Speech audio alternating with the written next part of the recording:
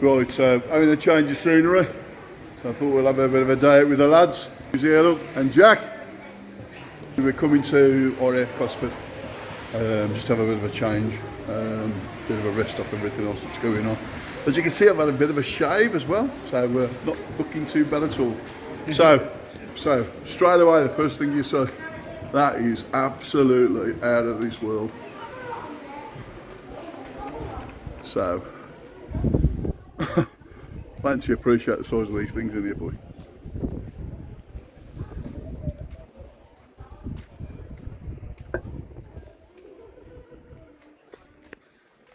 Beautiful. Absolutely fantastic, isn't it?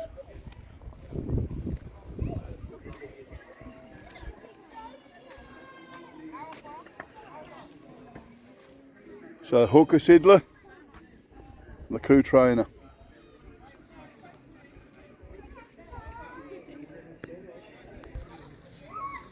So, and the big Nimrod, absolutely huge.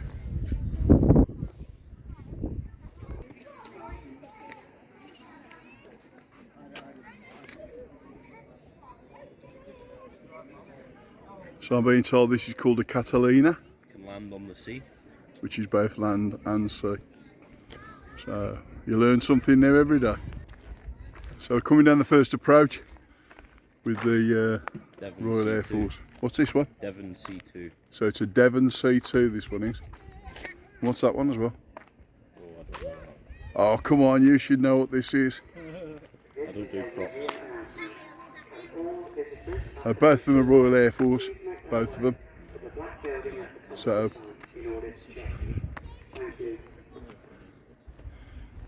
this one is a Hunter Percival. So light transport and trainer from 1953 to 1988. If I'm not mistaken, that looks potentially like a rebuilt Harrier, or in the process of being rebuilt. So that could be interesting. I've just been told that the one that wasn't a Harrier, it was a Hawker Hunter. That's how much I know about planes. So we've got the expert here that'll put us right, won't you, Sam? I'll try. Okay, so we're coming into the first main part. So it shows you the history of, shows you the history then of all the RAF story and the world events. Now we defend it. Then we're coming to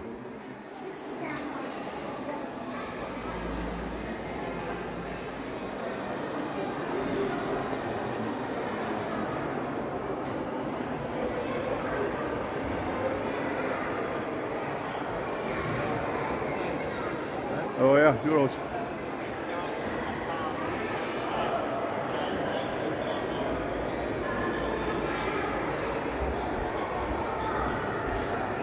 So this is the short SB5, it's a research aircraft. This aircraft has been scheduled and is considered historic value by the Royal Aeronautical Society, and they reckon it needs to be preserved for life. So it's the SB5 and it's a research vehicle. Commissioned from 1952 to 1968. Maximum speed is 500 kilometres, 310 miles an hour. Probably does about 4 to the gallon.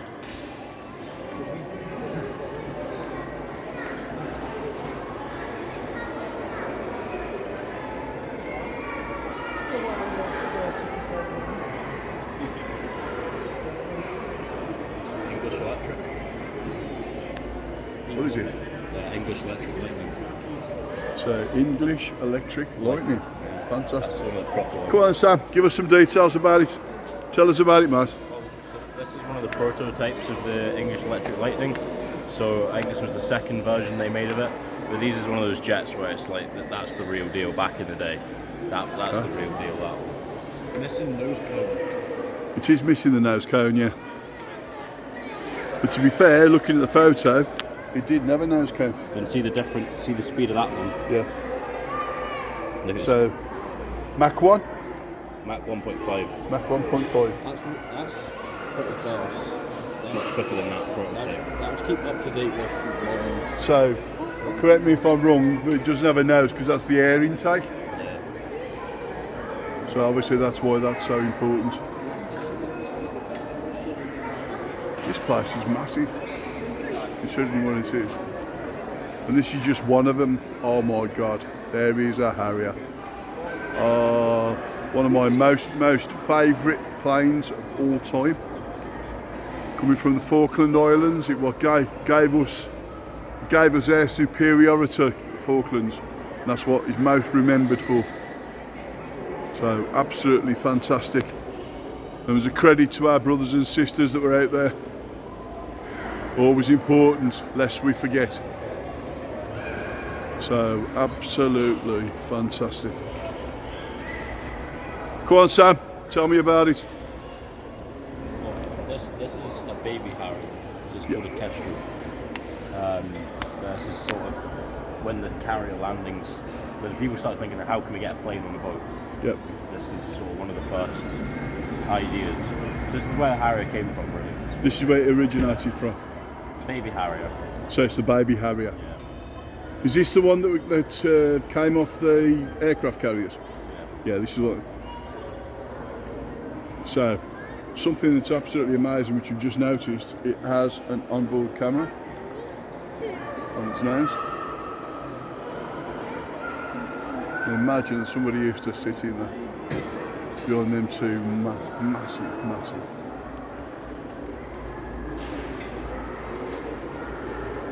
Absolutely phenomenal.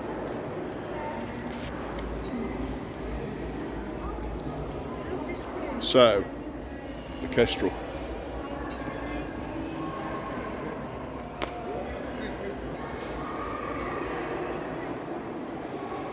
What's the speed of this one, sir? Well, you're getting Mach 0.85 at sea level, so 640 mile an hour. That's at sea level? Yeah, so the higher up you go, the easier it is to go quick because the Yes, air's thinner. yeah, it's thinner, isn't it? But Okay. the airframe wouldn't take Mach 1. Absolutely phenomenal. Well, go on. So the special thing about this one is that you've got what's called VTOL, which is vertical takeoff and landing. So if the plane wants to fly that way, these will tilt up. Okay. The plane can actually hover like a helicopter, and these will twist down the way so it can hover. It's revolutionary. Absolutely. It was definitely groundbreaking at the time as well, isn't it? Still is now to this day. What's the American version that they're using now? That's got exactly the same. F-35. F-35. And the UK have got some as well. Yes.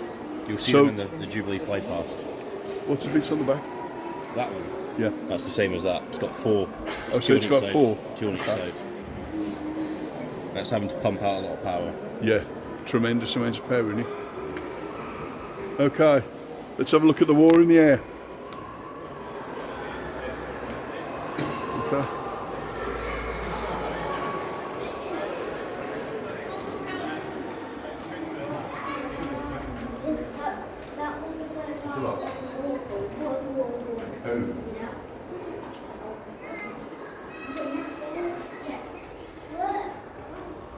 There's more planes here. Let's go.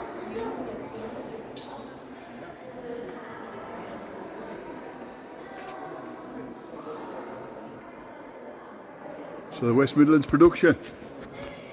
Please tell me this was in Coventry. World War One planes. World War One. A bit more familiar to you. Okay, come on then, talk to us about the Bristol then, sir. Well, I'm only 21, so. I know you're only 21, mate, but I know that. This is why they have signs, because some people don't know what they're on about. Okay, so take us through it then, mate. You think, right, the jets we were just looking at Yes. can get to 1,000 mile an hour. Yes. This thing's top speed is 130, which I can go in my car. Okay. You know, this is where it all started. I had to start somewhere. So this is where it all started. Things like this. You look at the wheels, it just looks like it's off a toy plane. Yeah, wheels are amazing, aren't they, really? Yeah. Nearly as good as the ones that's on your car. Yeah. No, I'm joking. Getting there. So, biplane? Yeah.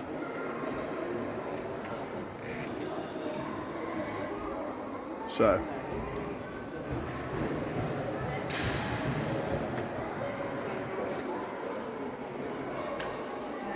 So this one is called the Sopwith Pup. Come on then, Sam. I'm putting you under pressure now. Well, this one goes even slower than the last one. Okay. 112 miles an hour. Why does it get slower? Well, Is it because it's got two wings? See, with the propeller designs back in the day, the planes are much smaller, much lighter. But the jets, like today, they weigh so much that you need much more power to get them up in the air. Okay. Whereas these, there's not really much to it. I mean, the thing's held together by cables. It kind of says it all, you know. Yeah. So there's a lot of cables on there, isn't there? Yeah. You can see, just sort of in the middle of the airframe, Yeah. behind the propellers, the Gatling gun. The Gatling Which gun, is yeah? timed perfectly so it doesn't hit the propeller as it goes round. No way. Yeah, it will never hit the propeller. If that propeller's spinning and that gun's firing, Yeah. it's programmed and made up so that every bullet goes between the blades of the propeller. It'd be quite embarrassing if it missed, wouldn't it? Yeah, and you shot your own Do you know what I propeller. mean? Yeah. So, absolutely fantastic. That's World War One. That's World War One for you, isn't it? Amazing. This is a rocket-powered suicide. So what is it? So it's I can't remember what it's called.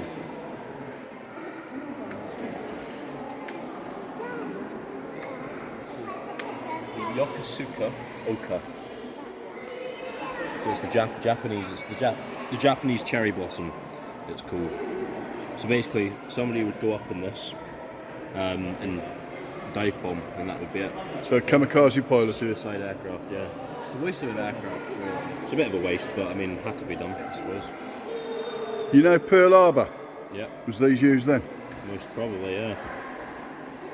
You can see the crosshair, so Yeah. the pilot knows where to hit. It's a target where he knows where to drop. Not for a gun, for the plane Yeah. to hit. I mean, if you think it's actually built like a rocket, Yeah. quite literally. So, kamikaze pilots using these, literally, there'd be a bomb, they'd be sitting on a bomb, literally. So, I'm assuming, like a normal conventional bomb, that gets triggered. Yeah, that's what gets triggered and it explodes. So, right. So we're going to take you to a Coventry build. So Spitfire, home at Coventry. So currently now at Castle Bromwich, where the Jaguar is being currently built. Same place where the Spitfire was built. So you have the Spitfire here,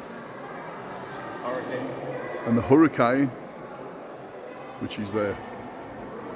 I mean, they look really similar, but an easy way to tell the difference for Is it me, the wing well, sweep? what I'd look at is, see on the Spitfire, the cockpit is nice and smooth and round, the glass. Okay, so you're looking at the smooth cockpit. And on the Hurricane, it's a lot more square panels.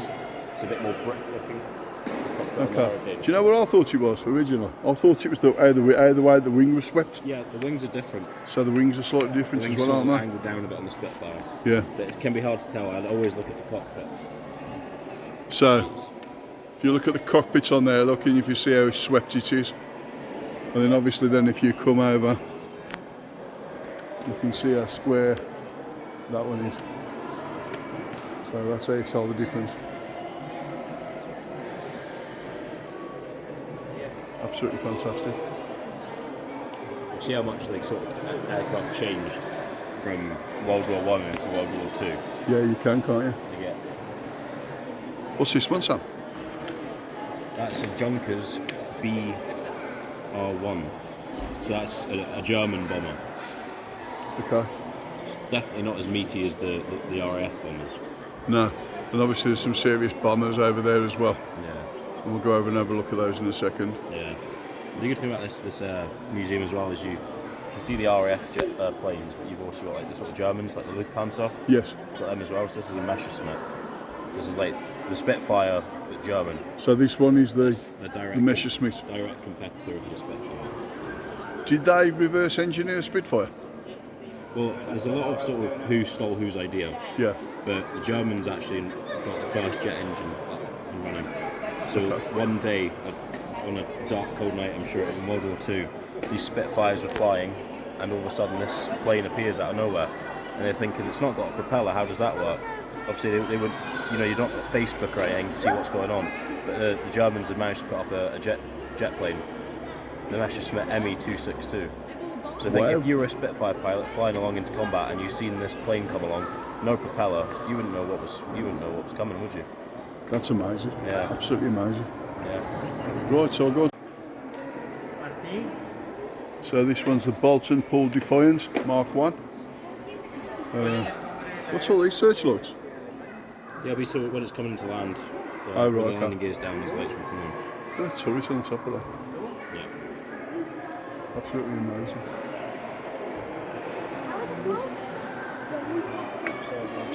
Now take us through this one then, Jack. Does that mean you can't? Honestly, I don't know much about these old-fashioned planes. There's a board here. Okay, so tell us where it is then, Matt. There's a boat. It's got 145 Mark 1. Well, It's got guns. the thing that's odd about this one for the time, sort of World War II again, is all the other planes we've seen have had front guns. Yes, The only thing defending this gun is that turret on the it's on the back. turret on the back. Yeah, 7.7mm machine gun. So what was this one originally designed for then? Because obviously with that gun being at the back, Well, must have so been you think targeting when you're something going following into it. combat and Yeah. you're with all your Spitfires and Hurricanes, Yeah. if you get attacked from behind, what are you going to do? Yes. If you're plane 180, no, you've not got time. And this also would be part of like your bomber defence. So you'd have two of these with your bombers. Yes. You know, I know bombers have turrets in the back, but these are much more agile. Okay. So you think it's a pretty important role to attack. Yeah, behind as well. definitely. So basically the defence, as if you were talking about football. Yeah. So in your attack, you would have your Spitfires and your Hurricanes. You have your bombers that would be in the centre, say midfield, Yep. and your defenders would be these babies. Exactly that. So that's the You can best tell way. The armouring's a lot more heavy on this. It can Yeah. take a bit more of a hit. Reckon it'd take the Mad Dog bite? No, nothing in here would. No, I don't think it would either. But absolutely phenomenal.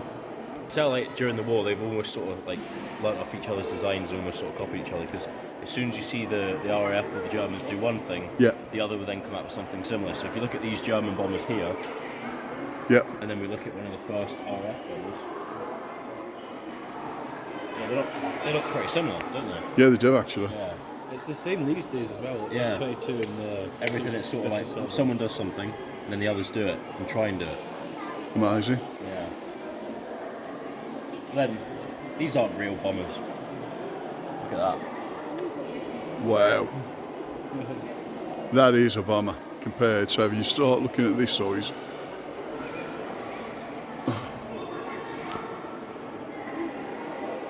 that is absolutely phenomenal.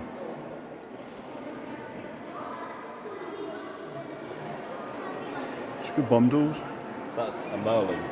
It's a Merlin. Merlin.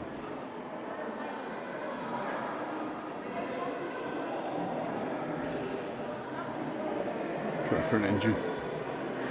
So very interesting about this one, right? 12 piston water cooled engine. Okay. I mean water cooling in an engine on a plane. Yeah, it was unknown, isn't it? Very unusual.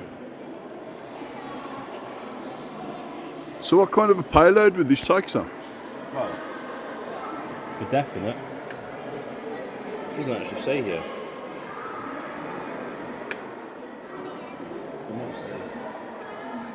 Well, you tell us what kind of a payload you think it could take. I mean, Jack's about 3/4 of the way down, Jack. It's over halfway. Just over halfway. Go for a payload. Yeah, so Merlin did the engine for these, and the payload £82,000. £82,000. Amazing. I mean, just to put it into context, the size of the wheels on it. Yeah. So the airframe's a Lincoln B2, A Lincoln B2. Halifax engines. Okay.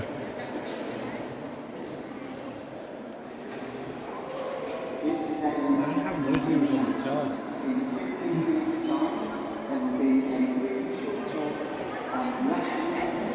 Quite a piece of kit, isn't it? It's a fantastic piece, isn't it? Size-wise, it's absolutely phenomenal. Yeah. I wouldn't want to pay the tyre bill. I was going to say a tyre bill, and that's going to be quite expensive, isn't it, really? 295 miles per hour. That's pretty. That's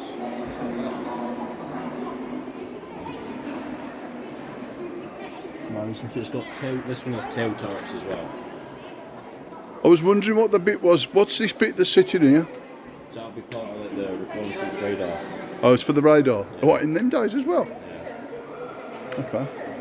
the size comparisons of things. So this one is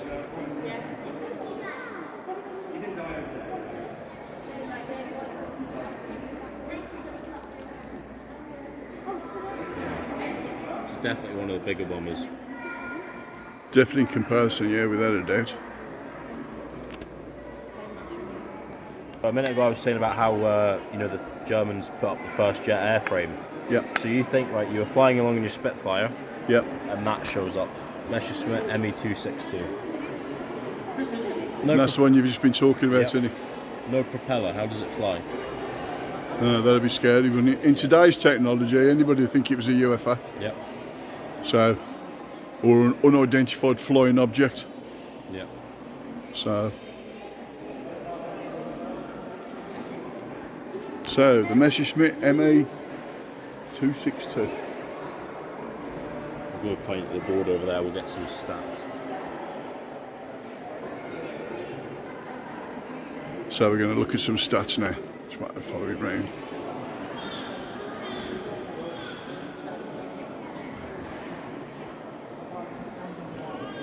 So this takes you through the Jaguar 004 turbojet.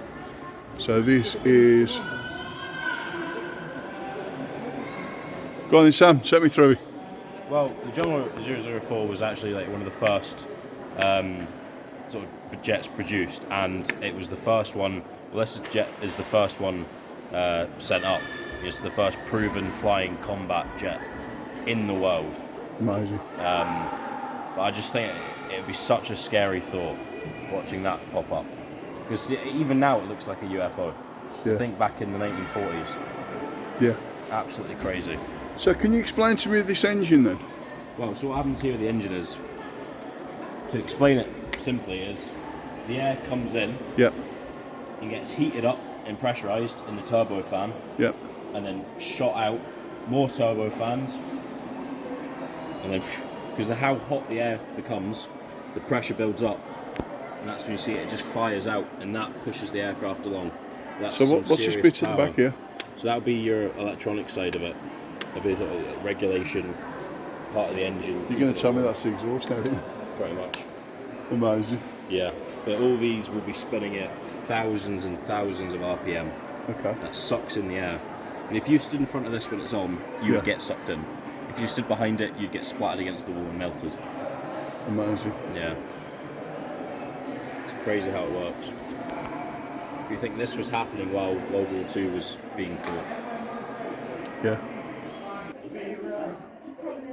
Some of the show planes in here. What's that, my dog?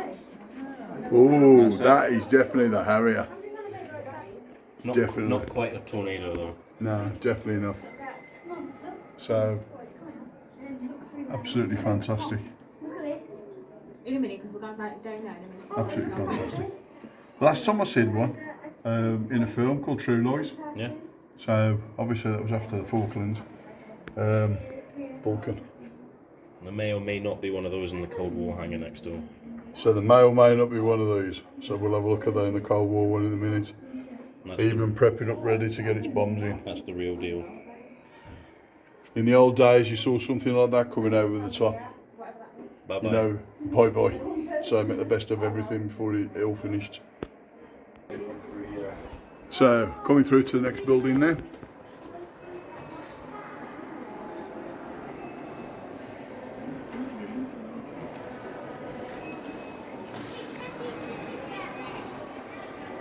So, the Jaguar. Absolutely fantastic piece of kit. So, Spearcat Jaguar ACT, and it was the first ever fly-by-wire. and the developing aircraft from 1975 to 1984.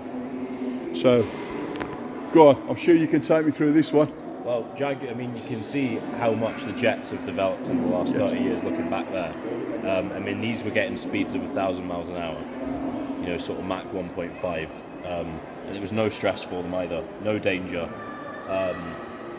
These aircraft are, you know, they're small for a jet, and they're agile, and they're quick. They didn't really use these in combat so much. They sort of moved towards more the tornadoes. So would this be more of a reconnaissance vehicle? This would be more kind of, you go from your prop training aircraft, maybe jump in a smaller jet, but this would be sort of your training before you hit into a tornado. Okay. Or something even newer and better than a tornado, like a Eurofighter Typhoon. Like this one. So, this is the experimental version of the Typhoon. So this is the experimental version? Yeah. So the Typhoon you see today Yeah. is different to this, but this is where it came from. So Typhoon, is that the one that they call the Eurofighter? Yeah. Yeah. Because all the parts from it are solely from Europe. But Makes you think, doesn't it? What's special about this, you see that with the Jaguar, you've got your main wings and you've got your tail wings. Yeah. Two different wings. Whereas this, it's called a delta wing. Okay. One big wing, and you've got your stabilisers at the front, almost like a little moustache. Right, okay.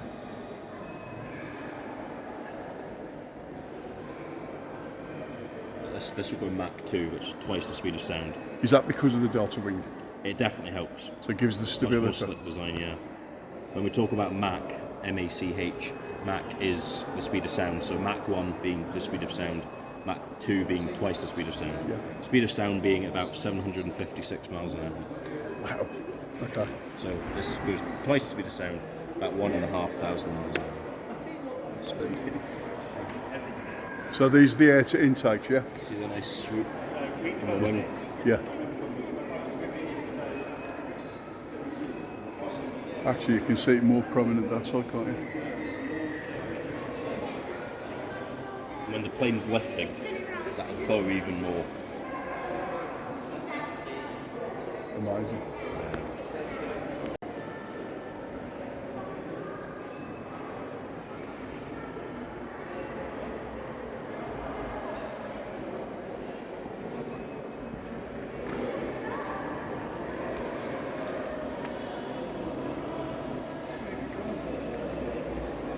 So research prototype. Yeah. So this was developed to find how slow can you fly a jet. Obviously, you see all these, they need to fly quickly because they're that heavy. Yeah. But this is a lightweight jet aircraft. Absolutely fantastic. A maximum speed of 287 miles an hour, 287. which is very slow for a jet. Right. Talk to me about this, baby. This one, That looks absolutely evil. Again, delta wing. so that's the Fairley FD2. I think we touched on that earlier. That was the first one when we came in. Yeah, it was, wasn't it? Yeah. Again, that's one big swept wing.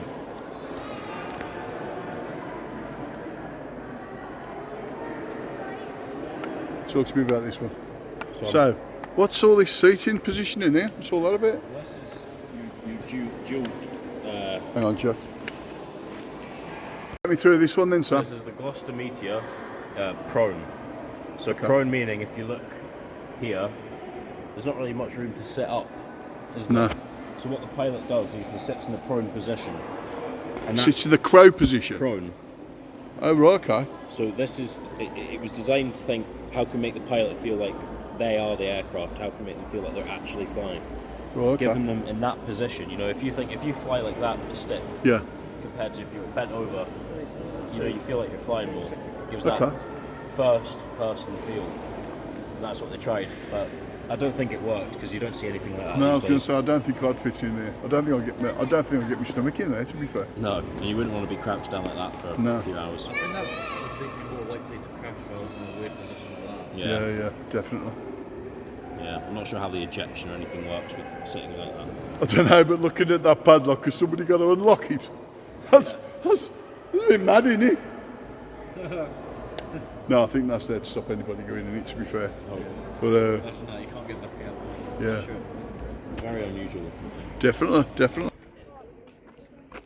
Okay, so we're about to go in the biggest building in here, which is referenced Cold War. I think that probably speaks for itself with the kind of technology we're going to be seeing.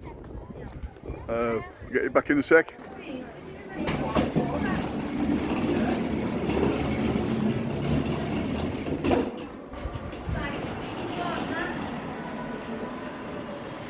Wow. Now I can understand why it's such a big building.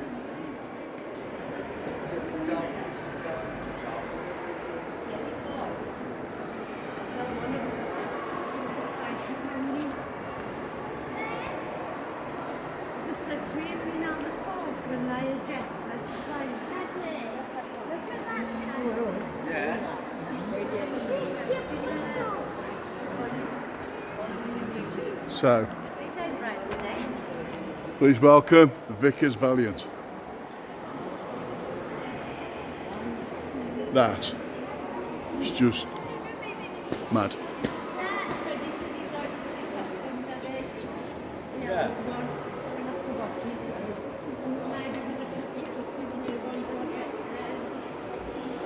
Vickers Valiant.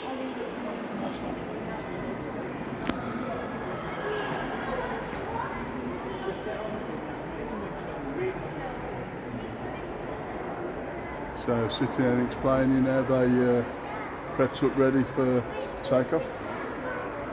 So obviously with the pilots, you'd have somebody. I don't know whether it's lunchtime or they'll have volunteers here. Right, Give okay. them a couple quid and you can sit in the cockpits and have a fiddle. Yeah, it's probably lunchtime now, to be fair. Yeah. So basically what they do is they sit in the cockpit and then using the ladders prep everybody up. So You know the F4 Phantom? yes. Vietnam. That's what this is. So the F4 Phantom. Yeah. So what are these ones here, guys? Are these all straight technology? So these are all models. These are all sort of Soviet aircraft. Okay.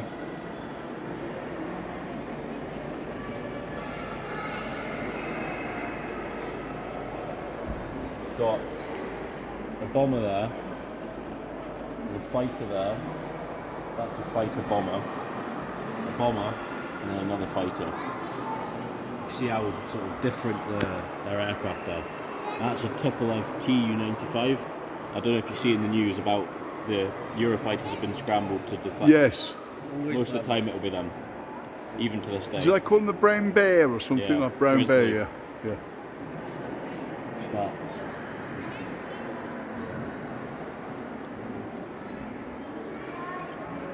Oh, what's his baby? Buccaneer. Buccaneer. So that's an aircraft carrier.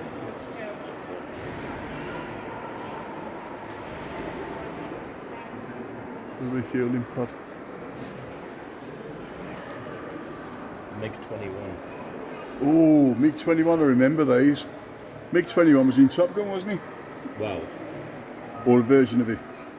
it was a bit spiced up. There Yeah. was no foreign planes in Top Gun. It was American jets. They were all American Yeah, jets? T-38 training jets. Yeah, they called them MiG-28s. Yeah, they called it, So- yeah. Top Gun's a bit fake. Yeah, Top Gun's a bit fake, but it's still Simulated. simulated the issue, didn't it? Yeah, Romania still fly MiG-21s to this day. They are still flying to this We day. seen that a few years ago at the Yeah. Royal International Air Tattoo. Amazing. Amazing. Next one is some real firepower. F-111 swing wing fighter bomber. What, this one here? Yeah. That is a beast. So the wings will swing on it. This was based at RAF Lakenheath. Is it in Sussex, Right. northeast of London? You can still go there and see the aircraft, but not these ones. But the wings on this will actually swing out. They're currently swept back, but they'll swing out as well. So, does that gain you additional So speed? as you're taking off, you want the wings out to generate more lift, Right. and swing them back is basically like adding turbo mode. It's a lot quicker. A lot more Okay, for streamlined. fear of asking a really daft question, Yeah. I believe that some of these planes in the old days, they used to have either bombs or refueling pods. That's a fuel pod on there. So that was a fuel pod, isn't it? Yeah. Yeah, the F-111 did a thing. It was a dump and burn. It's a very famous thing. It dumped fuel and then it put its afterburners on and started burning it. If you go to that, you can see the fuel deposit.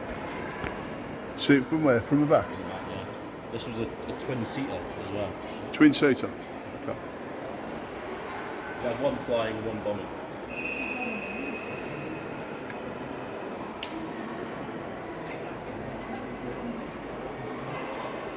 So we were just talking there about dump and burn. Yeah. So this, you could dump the fuel out of here, and as it's coming out, the jets will set it alight, and it would leave a big fire trail behind the plane. It was more of a display thing, but if you needed to dump fuel, you could do it like that. Why would they dump fuel? So if you need to go quicker, lose some weight. Make it lighter. Yeah, if you needed to get out of somewhere quickly. So you might go drop a bomb and think, right, we need to boost. Yes. Dump some fuel. As long as you know you can get home. That's some serious, It's an serious. insane aircraft, this. Yeah, definitely, isn't it? Yeah, but this would have been based in the UK, at Lakenheath. Lakenheath. Yeah. Okay. It's a US jet, and it's a US base, but it's in the UK. It's still active to this day, that base. The Crazy. interesting fact is this was actually supposed to be landing on aircraft carriers, but it was too heavy. So that's why they developed the F-14 Tomcat, which you see in Top Gun. Oh, Tomcat, yes. This is like This was meant to be the Tomcat. Believe it or not, as well. And Rover built a Tomcat as well. Yeah? Yeah. It was from the Tomcat. It was Tomcat, Tempest, and Tracer, Right. which were all based on the Rover 400 and 200. Yeah. So yeah. But the Tomcat was the sports car version of it, Yeah. or the coupe. Yeah. So even clever how they come up with the windows, opening the windows as Yeah. well. So it's the exact same on the other side. Fold-up door. You'd have one pilot who'd be flying the thing. Yeah. You'd have another one who'd be on task of weapons and bombs. Okay. It's a serious bit of kit, this. Definitely, yeah. F-111. all the air intakes. What's the speed of it? Pretty extreme. So this definitely looks like a serious piece of kit. It's a MiG-19 or a 17, one of the two. This was sort of around at the same time as the F-111. Okay. So this was an agile fighter of the sort of Soviet. Amazing. So the F-111 will get up to 1,640 miles an hour, which is over Mach 2.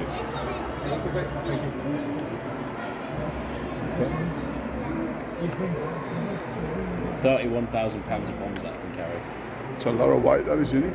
and as well as missiles.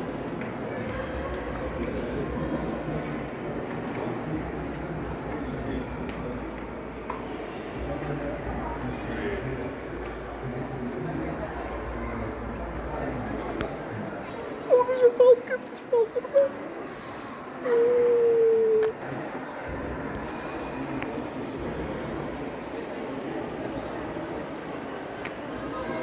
They're definitely trying to fit as much near as they can, eh?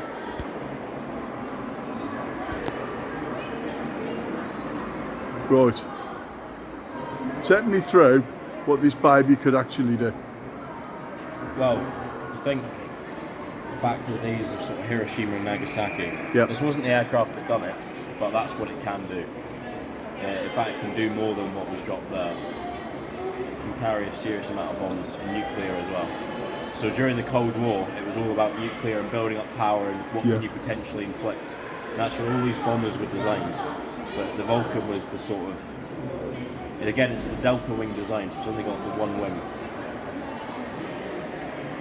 But the display team that used to fly these a few years ago, that aircraft's now retired, so you can't see these fly anywhere.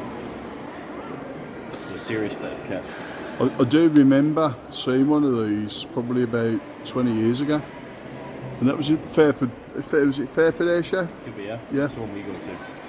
So, absolutely amazing when you look. Just look at the size of the wing on it. Even better, the Bombay doors are open and you can go under that. And the Delta wing as well. More importantly, look at the size of this stuff. So how many of these could it carry some? We need to have a look under. It's probably well over £100,000. £100,000.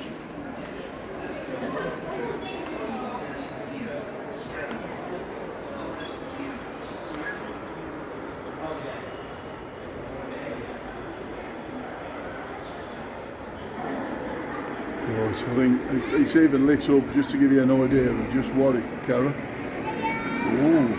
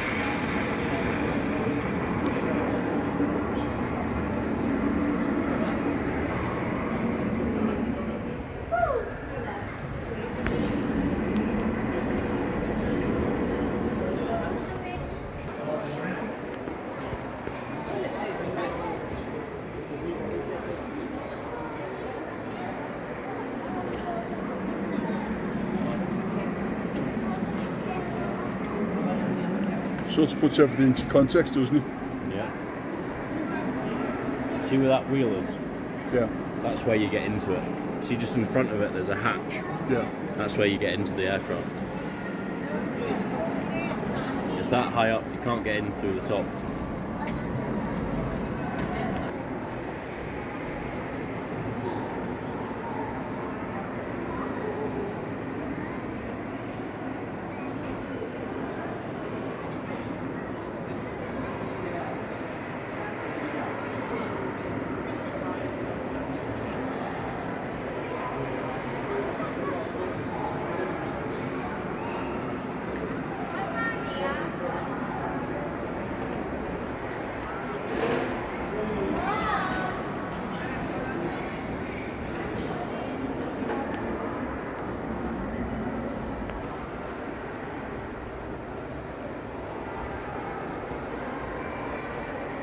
Probably easily have a kip in those intakes, couldn't you? I would say so, yeah.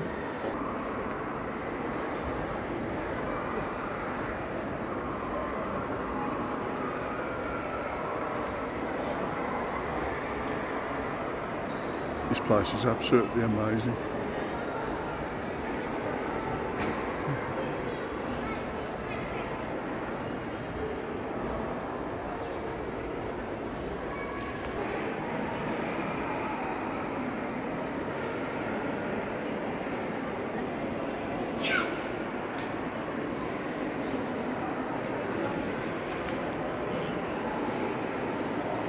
I've only got a British Leyland Mini here.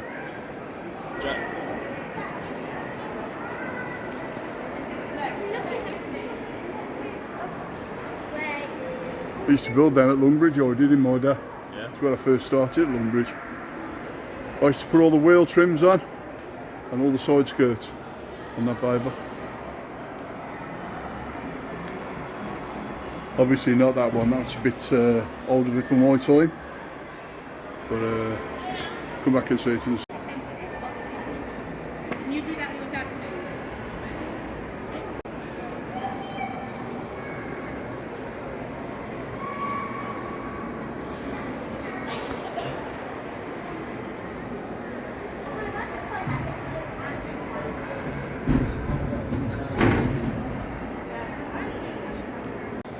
So it's time for a bit of cooling down.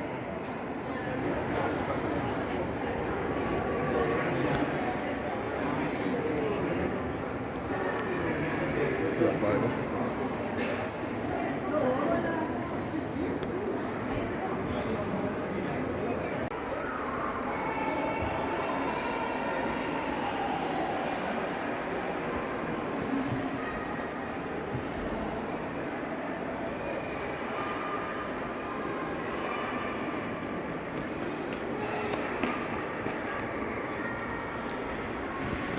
see a Mini.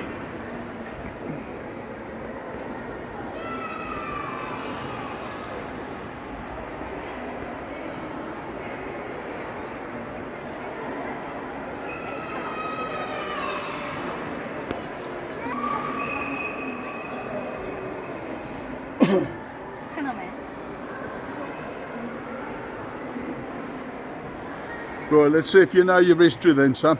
Tell me about this Mini. It's a rust bucket. Oh, it's a bit harsh. You've got to start somewhere, haven't you? Okay, so let's start with the 1962 Austin Mini. Let's start with that. So, originally these were about 300 quid in old money. Everybody and his grandmother used to have one. Absolutely fantastic. With the traditional fitting door. There's a story behind that as well from Body in White. And the traditional fitting boot, which they never could fix, right up to the early 1980s. So, trims on this one are all in chrome. The last ones that were made before they actually transferred over, they had rubber sills. So the rubber sills was done, and then the plastic on there as well. So absolutely fantastic. Some of the advertisement used to be on there as well. And the traditional windows, because nobody at the time hadn't invented windy down windows. And obviously steering wheel. And that was the best thing they could come up with for a dashboard.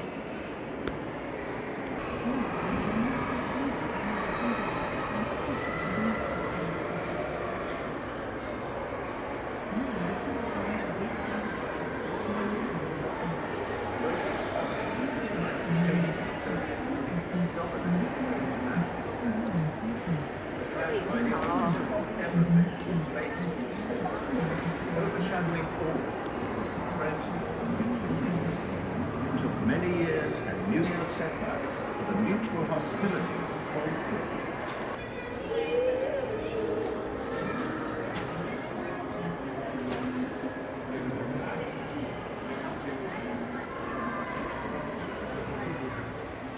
Oh, look what they've got in there, look. Aye, they've got a Defender. How about that?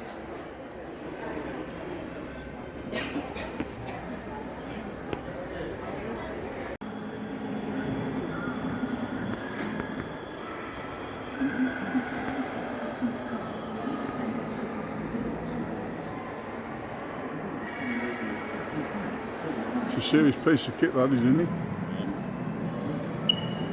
Is that called Doppler technology or something, is it called? The thing that's up, excuse me, straw.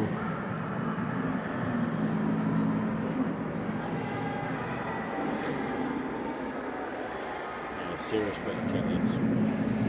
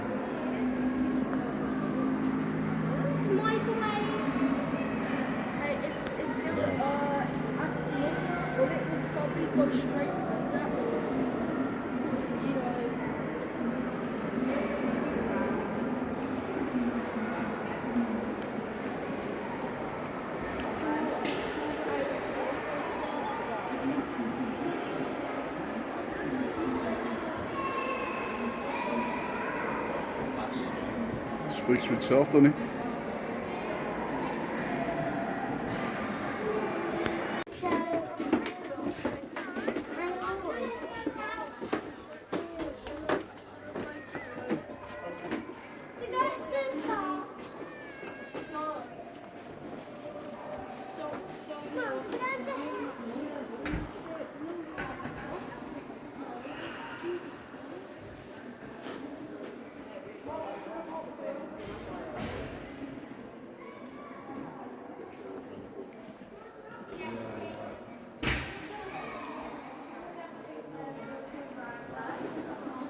go to work on that.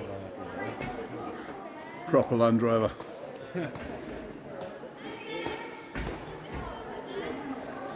Build any of these? So yeah, Did you build any of these? we used to. Now they're in a place called Neutra, where they're being built over there in the old version.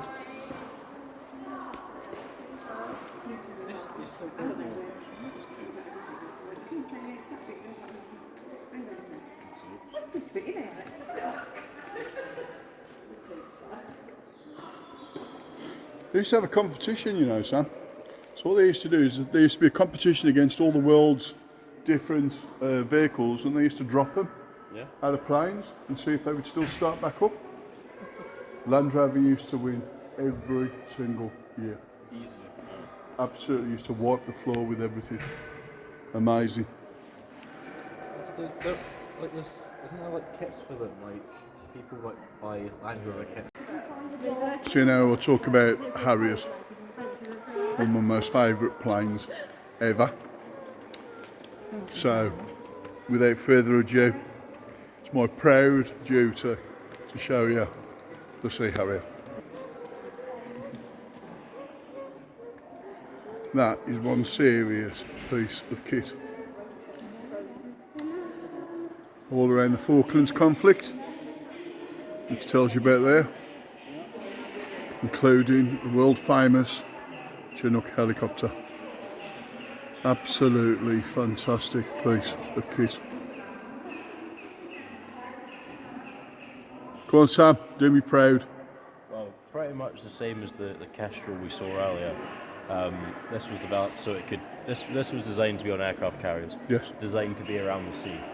It's got a bit of a different shaped airframe to a normal Harrier. The nose is different. You say it's a lot thinner. It's all scientific. It's made to be above the sea. Okay. The window wiper as well. See, they're removed before flight tags. Yeah. Yeah. Amazing.